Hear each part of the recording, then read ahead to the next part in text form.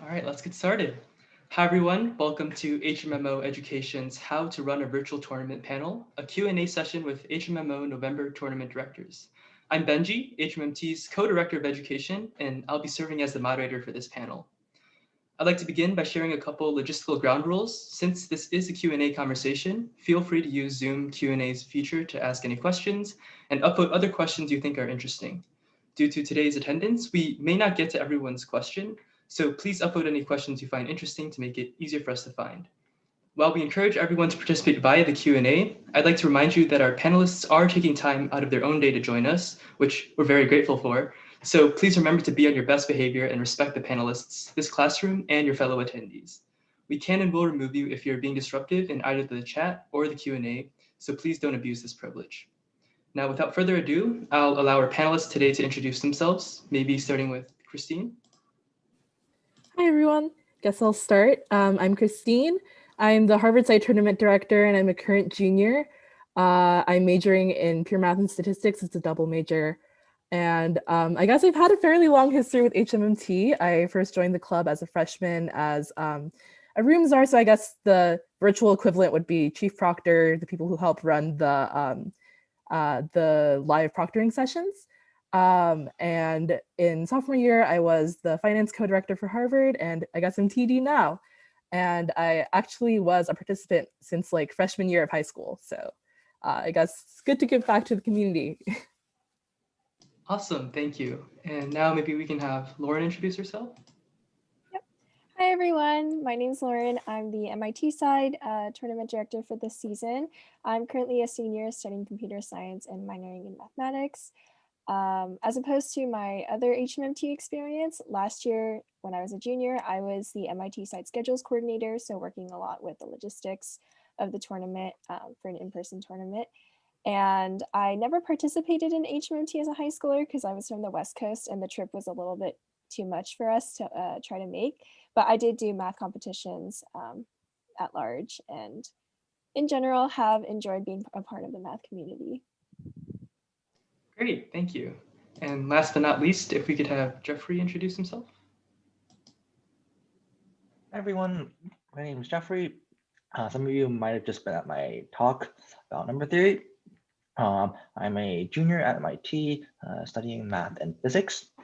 I was the MIT side tournament director last season, so the 2019 to 2020 school year. And since then, I've still been actively involved in advising the current TDs and helping plan for this transition to virtual tournaments. Awesome. Well, thank you all for your introductions and for joining us today. Maybe to get started, could you guys tell us a bit about how HMMT as an organization is structured and how it operates? Yeah, of course. In fact, yes. So I guess the cool thing about HMMT is that we're the only, I believe, joint Harvard and MIT student organization. So we host math tournaments for high schoolers, and it's completely run by college students between Harvard and MIT. So we were first founded like over 20 years ago in, I believe, 1998. So we have a fairly long history, and since then we've been trying to perfect the process. So normally, like if this were an in-person year, there would be two tournaments hosted annually, one at Harvard and one at MIT. And each tournament has like three different segments, as I'm sure you guys know. There's like the Friday night events, then the tournament segment, and our newest education segment, which this is a part of. So we as staff members try to coordinate these three events like within each tournament. And there's this division between the officers and staff members. So we have the logistics side. So that would be in charge of like booking sponsors, making sure that the venues are scheduled, stuff like that. And then there would also be the problem writing side. So that our problems team is in charge of writing all the solutions, grading the tests, and of course, writing the problems for the tests themselves. So as a TD, I guess our job is to make sure that these two divisions are able to like work together, and also that everything comes together in the end in time for the tournaments. And I guess this year, since you guys are participating in HMMO, might have been a little bit different than usual the main difference between HMMO and like HMMT, which is our organization name, is that the O stands for open. So rather than a ranked tournament, since it's online, we decided that we would remove the usual registration lottery because we no longer have like a capacity limit. And we let everyone who registered participate. And in addition to that, we are not like ranking the results. So although we're like releasing scores at the end, we're not like giving out prizes or anything like on a normal year. I think that's like the general overview. So with that, I guess I can pass it to Lauren for more specifics. Yeah. So with what Christine said, that was kind of the general overview. This is a more specific look at how our officer teams divide up. So internally, we have different roles for all of these kind of subparts, or like subdepartments is what we call them. I can kind of go through and give a little bit of an intro for each one. Community refers to what we consider our internal relations directors, so people that help plan our general meetings and make sure that people that are involved with HMMT at various levels can all be friends with each other, we know each other, and we're also kind of all in the loop as to how HMMT planning is going. Education obviously refers to the directors that plan these education events. External relations refers to our director that kind of coordinates with other math competitions, because sometimes we'll send volunteers to each other or try to collaborate on some side projects and things like that. So we have a director in charge of that. Finance refers to budgeting and sponsorship, as you may have guessed. Friday night refers to our Friday night events director, which for their namesake plans the Friday night events that we have every year. Inventory is what we typically have in an in-person tournament, like the director that's in charge of all of our stuff, so to speak. So our banners, any supplies that we have, things like that. But in the transition to a virtual tournament, since we don't have any physical inventory that we need, that's kind of transitioned into being the officer in charge of the Discord, which we tried out for the first time this year. Outreach refers to directors in charge of kind of reaching out to places that may not have heard about HMMT, but may have students that are interested in mathematics and math competitions, especially because with this November Open, we really wanted people that typically don't get the chance to participate in HMMT or other team competitions because of cost or time or things like that, to have the opportunity to participate since they could have done it from the comforts of their home. Problems, like its namesake, refers to the problems committee that writes all of the tests, and they actually have a panel coming up after this, I believe. So stay tuned if you're interested in the problem writing side of things. Registration refers to our registration directors that help with the registration process, figure out the rules, any abnormalities, et cetera, et cetera. Schedules refers to largely the logistics directors for the tournament itself. In an in-person tournament, that refers to making sure all of the rounds happen at the right times, all the rooms are coordinated, things like that. And they also helped with the live guides and live individual sessions this year. Software refers to the team that builds our website, our grading software, our registration software, anything that's related to hmmt.org. And finally, the advisory team is us, the tournament directors, previous tournament directors, and other advisors that we've kind of picked up along the way. We can also give a brief overview of what our timeline looks like so that you can get a better idea of how HMMT is actually planned. So we kind of operate on an annual cycle where in March and April, the TDs and the officer team for the upcoming season are selected, and then we kind of decide on what dates we're going to have our tournaments for the upcoming season. Throughout from May to August, which is kind of like the end of our semester, and then into the summer, we do a lot of prep work. So writing problems, deciding the schedule, budgeting, brainstorming events, and new initiatives that we may want to take on in the upcoming season. And then once September and October hits, that's kind of when your guys' school year starts and also our school year starts. So that's when registration opens. We continue preparing for the competition, and also staff are selected. So a little bit more about our structure. We kind of have 3 tiers. We have the tournament directors and the advisory board kind of at the top, the officer team, which operates on a year-long schedule, and then the staff team, which work closely with staff members, work very closely with a specific officer, and they're typically selected in the fall and then work until the spring. So that's kind of what happens in September and October. And then, as you may have guessed, in November, we finalize all of our details for the November tournament and actually host it.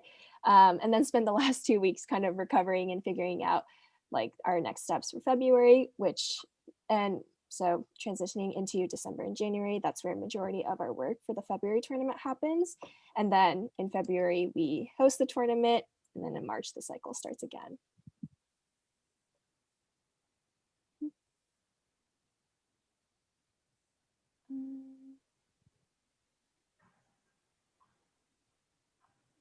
Yeah, I think that's it for the timeline. All right, so I guess on the next slide, I'll share some fun stories and some actually nice behind the scene pictures. So as you might imagine, there's a lot to running a tournament beyond just what the competitors end up seeing and focusing on the day of. I think certainly when I was an HMMT competitor in high school, I tended to focus most on the problems and solving the problems and results and stuff like that. And I don't think I really got a true appreciation for everything that goes on behind the scenes in putting the tournament together until I got onto the organizing side. So some fun, I guess, some quick fun facts about stuff we do. So HMMT has a lot of stuff, as you might imagine. Lots of boxes, boxes full of t-shirts, boxes full of sponsor swag that we normally give out, boxes full of food and drinks. We also have our huge banners that you might have seen when you come in person. And we fit all that stuff into a U-Haul truck. So each tournament you see on the left-hand side, we rent a U-Haul for the weekend of the tournament, and we actually we shove everything in the U-Haul. So the picture only shows it about, I don't know, less than half filled. At the start of the tournament, it becomes completely full, probably stacked up to the top. There's also a huge banner that I don't think actually fits in horizontally. You have to put it in diagonally for the whole banner to fit in. So we fill up the entire U-Haul, and throughout the weekend, we gradually use things up. And by the end, we have only have a handful of boxes left over. So you see some of the things highlighted. We have a ton of sponsor stuff. The other swag we normally give out. Competitors love those. And you notice some cups on the left.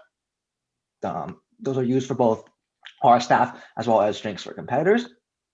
And speaking of drinks, on the right, you see a whole table of mango nectar. So mango nectar is one of the most, I guess, key favorite drinks among HMMT staff.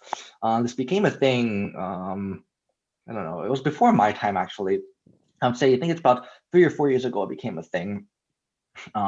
When one of the, I think one year while we were doing shopping at Costco, someone picked it out, and then the staff really liked it that year. And then from that point on, we just, everyone started liking it. So we just got a ton of it. Like we clear out about half of Costco's storage of mango nectar each time we sort of go there for an HMMT event.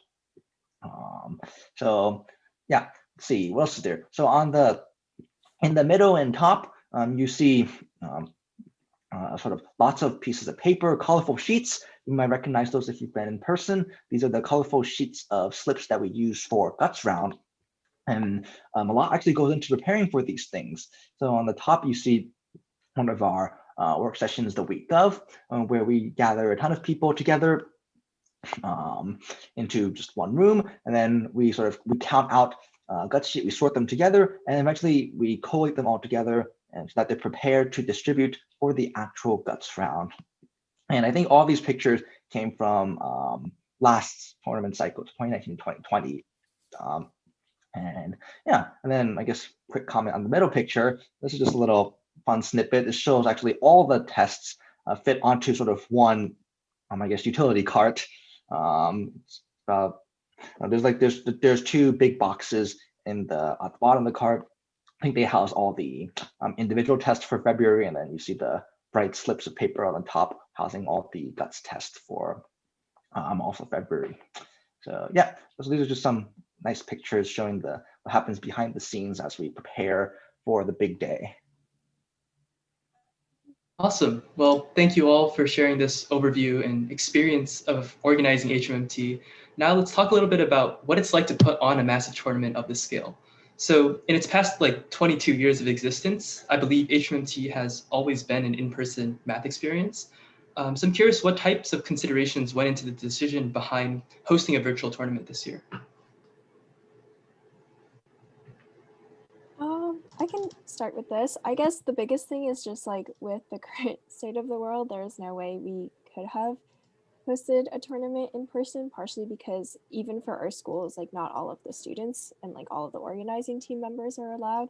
So we knew we had to do a virtual tournament, and I guess the decision kind of went down to, are we going to try to keep it like previous years where we have a ranked tournament, we have a lottery, registration lottery and things like that, or should we try to take this opportunity and make this competition an open experience so that maybe people that normally can't come to Harvard or MIT to compete would be able to get this the math tournament experience.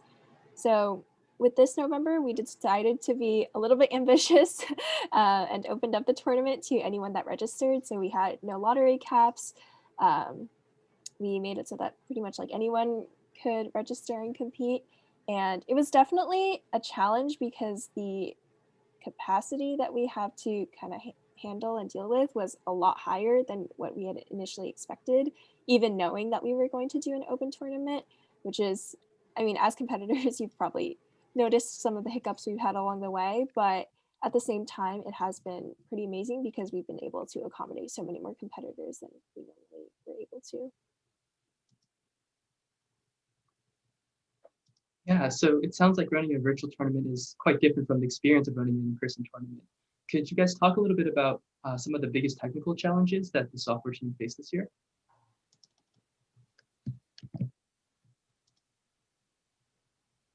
Yeah, So as you might imagine, because we have a open tournament this year, there's a lot more competitors. We're up to the thousands of numbers. So this puts a huge load on the software itself. In addition, as you might imagine, this is we had to build up an entire software system for the online tournament itself, in terms of the answer submissions, problem viewings, and for each of the rounds and all those things. So we tested it best we could, but obviously we don't have 1,000 people all around the world among our staff. We're not that big yet, so we weren't able to simulate a testing environment among ourselves as it would be for all of you competitors around the world. So obviously we did catch a lot of bugs throughout the testing, our own testing process, but inevitably there were hiccups that eventually showed up when you have hundreds of students trying to take the guts round all together, or everyone trying to take individual round at the same time at one of the live sessions or stuff like that. And so a lot of the hiccups actually end up on the server end of things, where we didn't I guess allocate as much load that that actually occurred. We did anticipate there would be an increase in load, but the sheer numbers that we ended up getting definitely surprised us all, and we're very glad that the tournament was able to reach so many people. But obviously that also meant that we had to adjust our software load handling as things went along. Yeah, awesome. Thank you so much. And I just want to mention that right now I'm going through some of the pre-submitted questions that people send in ahead of time, but I would like to encourage everyone to continue submitting any live questions that you have as well. And with that, maybe this next question for all of you: what's something that you look forward to in person that you don't get to do online?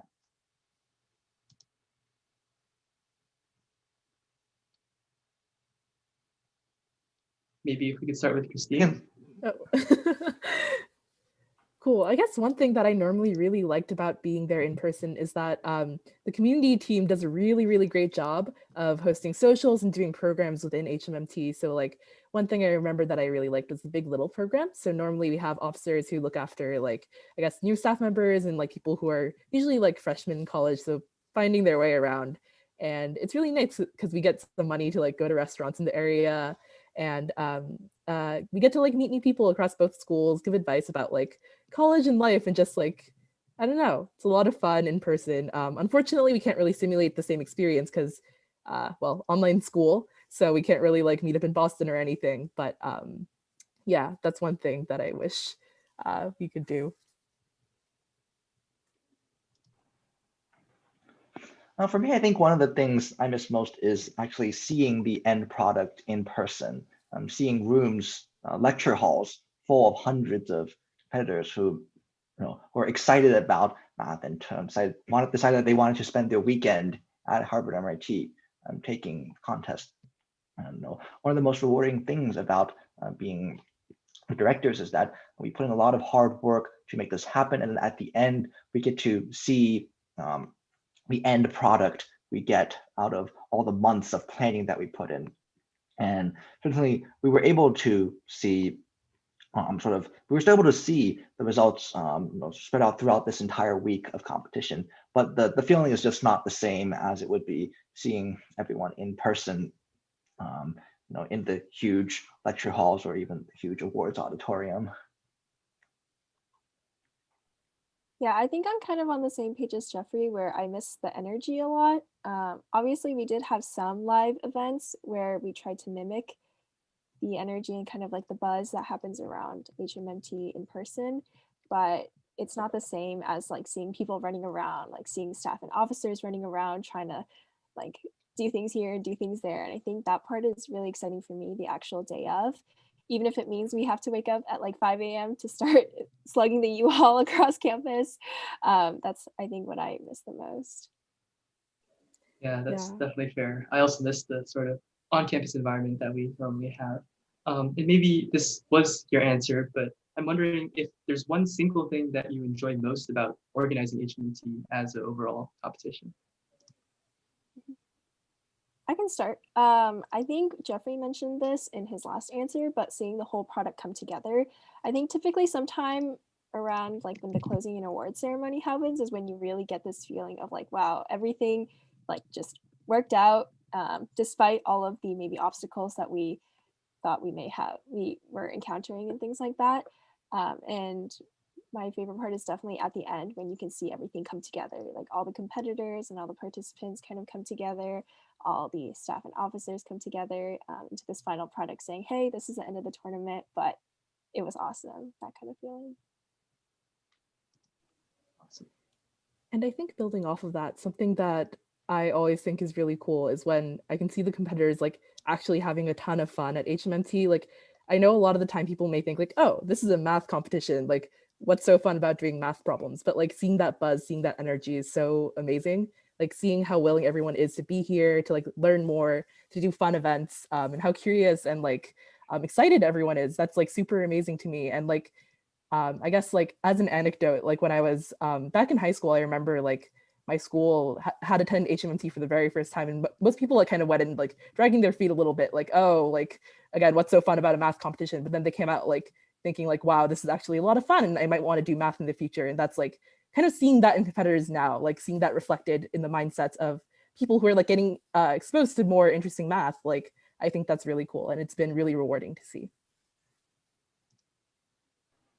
And certainly, I think if I generalize some more, even one of the perhaps the most rewarding things about being one of the directors that we get to see the big picture of everything, and it's amazing to see how many people we can bring together towards one common goal, or in this case, the event we're putting on, both in terms of competitors from around the country, around the world coming together, as well as bringing Harvard MIT students together from a wide range of studies. Some of the students are, as you might imagine, did math competitions throughout high school, are studying math in college. But there are others who had no idea math competitions existed in high school. They get the thrill out of putting together an event, and they want to help us out with our event. And so I think one of the rewarding things is being really seeing a wide range of people coming together just to put together this big event. Yeah, great. So thank you all for sharing these wonderful experiences. And we've touched a bit on some of these highs of HMMT, but I'm wondering now if we can talk a little bit about the challenges. So each of you has had plenty of experience organizing HMMT.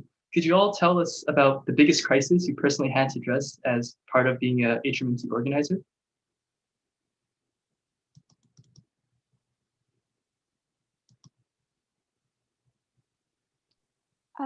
I think for me, one of the biggest challenges is just trying to make sure everything that we envision and everything that we plan out actually matches what will be received by the competitors themselves.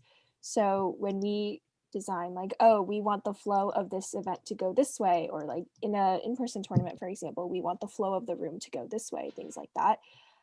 In our heads, it might make sense because we're maybe comfortable with the space, or like this is how all of our classes do it and things like that. But for the high school and middle school students that are coming, that might not be the case. So things can get really hectic really easily if that vision kind of doesn't line up.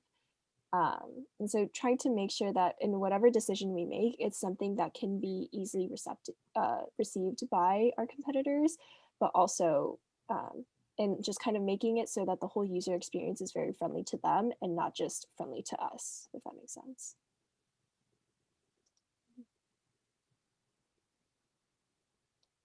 Yeah, that definitely makes sense. Christine, Jeffrey, anything to add?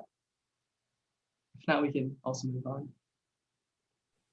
Yeah, I think definitely one of the large things about like definitely agreeing with Lauren. I think one of the difficult things that does cause a lot of, I guess, like issues in both on-site and like online HMMT is just like Lauren said, just like trying to navigate some things that might have been less user-friendly than we had imagined. Just like making sure that everyone understands that we're able to communicate our instructions clearly enough. I remember like the first exposure that I had to like, we call them fires within HMMT, like small incidents that happened was when I was a room czar, I believe one of the tests like went missing because a competitor accidentally took their tests. So I remember just like being like super scared and nervous, like as a freshman, like, oh no, like what could we do? Like, how do we fix this? And like, I think at the end of the day, it's like having faith in the process and like knowing that like mistakes happen, you do what you can to try to fix them. And unfortunately, sometimes things just don't work out. But usually, like just trying to like make sure that in the future we can correct for it by like making it more clear. For example, like don't take your exams with you at the end of the test and so on. Awesome. Yeah. So it sounds like organizing a tournament of HMMT scale is quite a lot of work. It's certainly challenging throughout the entire planning process and even acutely stressful at points. So what made all of you want to serve as the tournament director?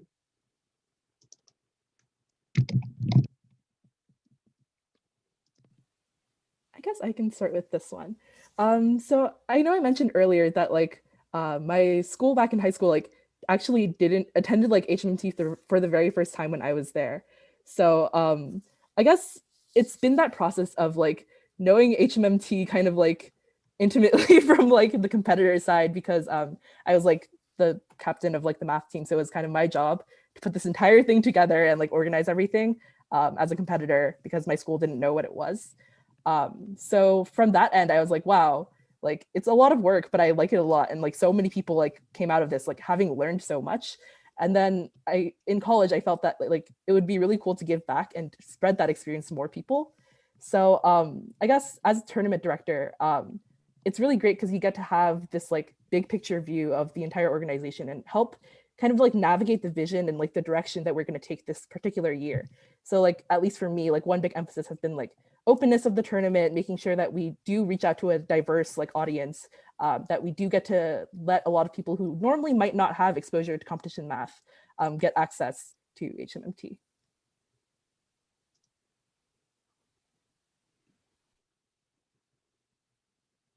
Yeah, I think my answer is like largely the same as Christine's, where I really enjoyed the work that I did before for HMMT and being able to have this higher level view and being able to contribute to not just the part that I was working on previously, but all of the parts kind of as a whole picture was something that I really liked as an idea. And so I kind of went for it. I definitely think it's also a very rewarding experience. And I knew that TD would be kind of like the pinnacle of the reward, so to speak. So that was kind of what led me to going into it. And also just like having a lot of love for HMMT. I think I certainly agree with what Lauren and Christine just said.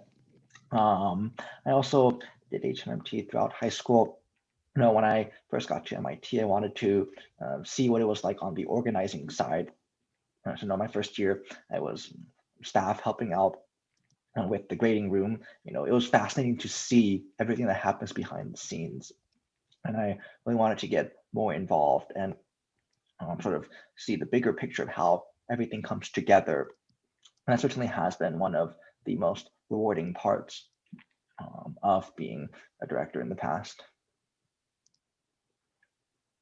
Yeah, so thank you for all those answers and your insights on your experiences. Now, if I want to organize a math tournament, how would you recommend that I get started?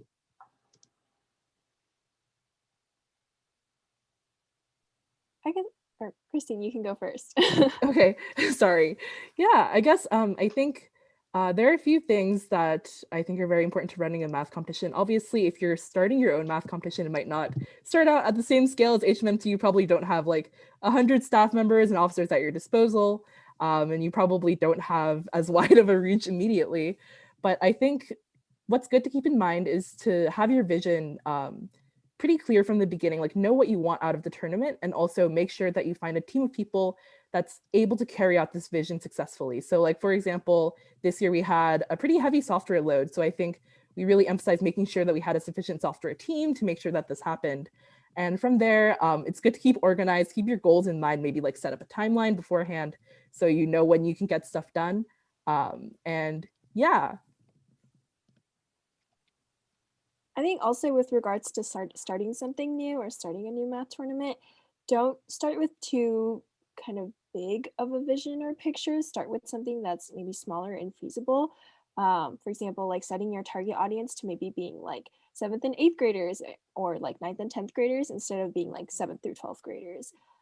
So that you can kind of start with what you can work with and start with something that can serve as a good foundation and expand from there, because it's much easier to expand something than it is to start something new. So kind of start off with something that you and your team finds manageable, and don't beat yourself up too much if you do make mistakes, because it is a learning process. And to add on to Lauren's point about starting with something manageable, once you sort of are able to have sort of a stepping stone for where you want to go, and it's also important to not be afraid to make mistakes or take risks. I think this piece of advice is commonly given in terms of how you want to approach your life experiences, but it certainly also applies in terms of organizing events. I think a good example of this is actually these education sessions.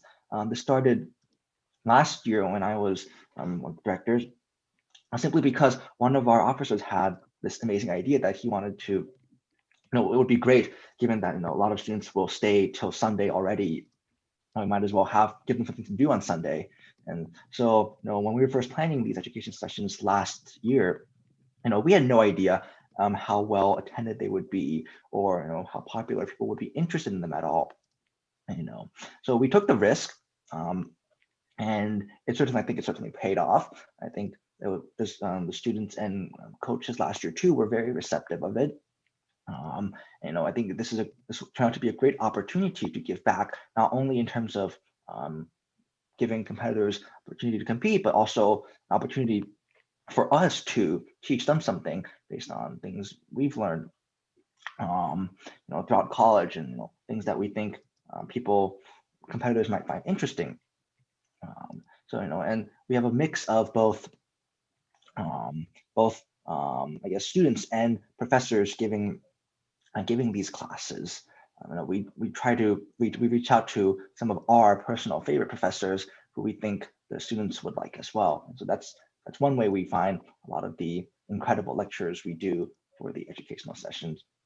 Yeah, I guess the main point is, definitely start with manageable chunks, but don't be afraid about sort of failing those chunks. Even if you do fail, you can always try again, and you always learn from your mistakes, and you'll do it better next time. Yeah, awesome. Thank you. And we have a question from the audience. What was the most frustrating part of running HMMT virtually this year?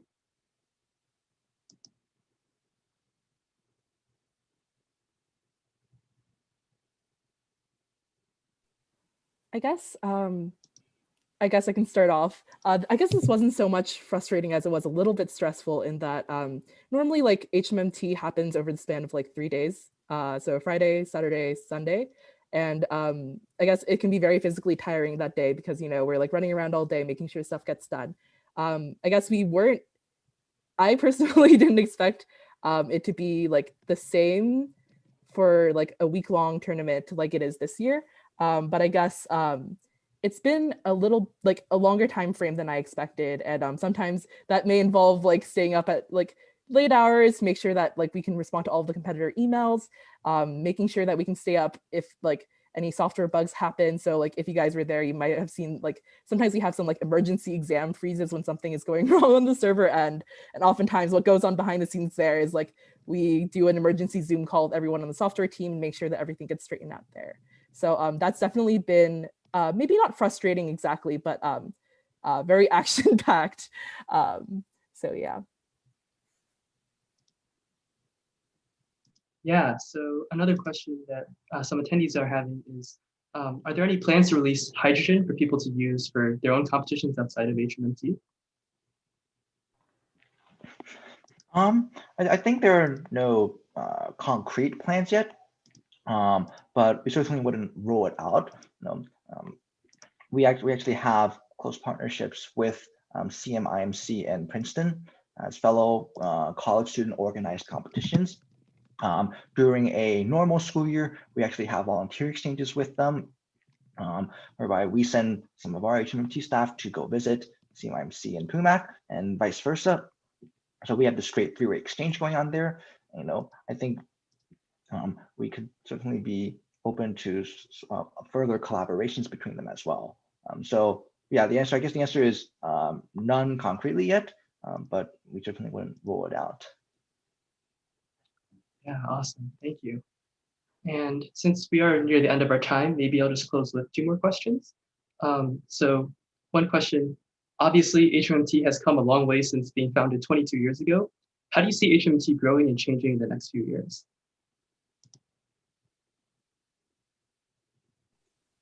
So I guess I can start off with this to maybe echo some themes that I've said throughout this. I think one big emphasis for HMMT is making sure that we can reach as wide of an audience as possible. So just trying to expand our scope when we can. I know resources are often limited in person, but like trying to make sure that we do get to reach out to people who might not traditionally have known about HMMT, making sure that we make educational resources available, and kind of just like bringing that passion and love for math to as many people as possible, because especially nowadays or especially like before, sorry, it may have seemed that like the pool of people competing in HMMT might look a little bit homogenous, or like people who know about it are normally like people from like maybe STEM focused schools on the East Coast, but like making sure that throughout America and like throughout the world, people do have access to at least know what HMMT is and have access to like cool problems and educational resources. So I think in the future, we'd like to work more on that. I think going off of Christine's point, I think perhaps a more general trend I can imagine seeing in the upcoming years is more new initiatives by HMMT. You know, when we're talking about starting a new tournament or competition locally, perhaps it's good to start small, but once you do get the ball rolling, once you have a few years down your belt, things are well established and you know what's going on, then you can start trying experimenting with new initiatives. You should always, you know, it's the theme of taking new risks and seeing how far it can go. I mentioned this this education event was a complete new thing that one of our officers wanted to do, and you know we supported the initiative, and I can see other new initiatives happening. Certainly, I think one of the new initiatives this year was trying to be open and supporting the broad community beyond just those who would ordinarily travel to our competition. So given that we've been very well established now for over 20 years, I think the upcoming years would be a great time to experiment for new initiatives, both in terms of while we're online, as well as when we eventually do get back to in-person events.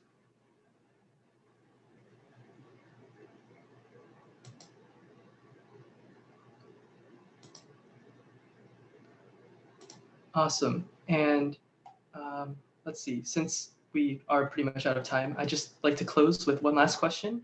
if I could ask all of you to share one bit of advice that you'd share with students, whether that be a lesson learned from leading an organization of HMMT size, planning this virtual tournament, or just general life advice.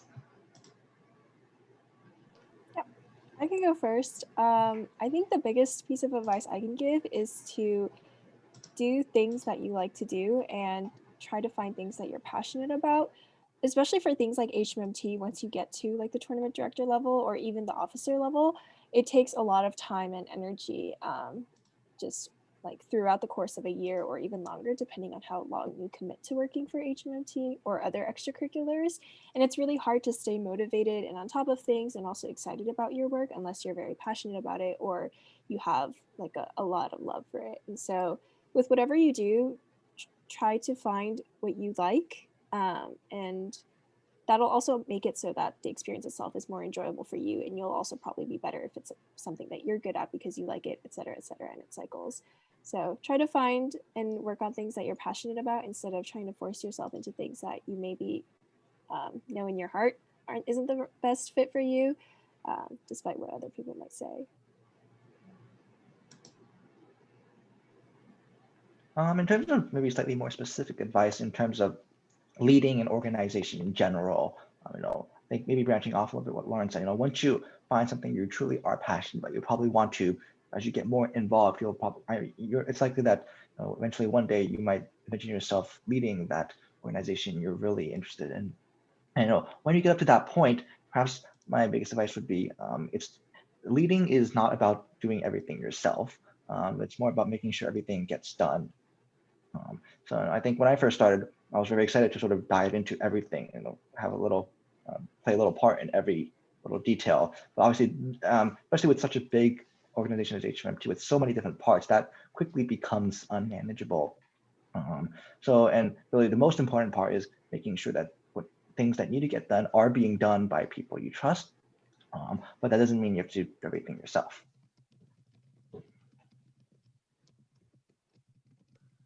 And I think maybe my message also probably pertains more to like the logistical end, but having trust in others on your team and being like not only willing to delegate, but to communicate and be transparent with your team, like it goes a long way having that faith in both yourself and others to make sure that everyone is up to date, that everyone knows what's going on, because that way everyone can make informed decisions. And oftentimes it may seem like really stressful to like try to like tell everyone like everything that's going on, but I think it shows that people appreciate knowing and being in the loop and being able to do what they can to help out. So.